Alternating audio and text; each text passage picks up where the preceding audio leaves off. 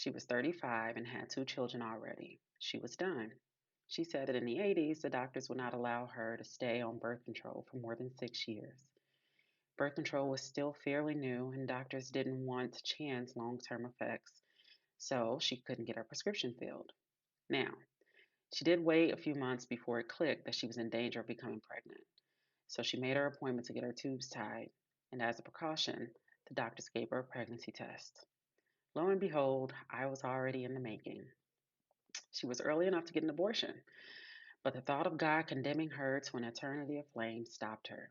Completely ignoring the fact I was conceived in sin, she somehow gave her sins a point value. Premarital sex, 1 point. Removing a clump of unwanted cells, 10 points. It was too big a sin. So she went through with the pregnancy, and although she wasn't an overly abusive parent, she was what I would like to call an absent present parent. Yes, we lived in the same house, but she was hands off when it came to raising me. It felt like she was keeping me around because people were watching and judging, but she had no interest in me and what I would grow to be. She had never helped me with my homework, which means I was barely passing at any given moment in school. She was too tired to wake up to make me breakfast, which means the responsibility fell to one of my older siblings. That older sibling, in turn, taught me how to make myself breakfast on a gas stove when I was 5 years old. She never taught me about my body or bothered to keep track of me, which means I fell prey to the neighborhood boys at 6 years old.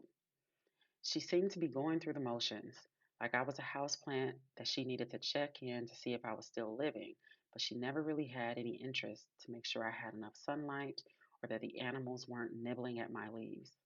I was ignored. She even went as far as to remove me from a school and put me in a school further away from home so that teachers could not easily reach her when they wanted to discuss my failing grades. But fast forward to today, and she brags about me all the time.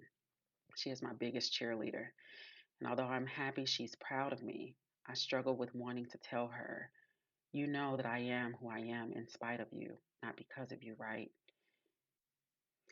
I know so many people who grew up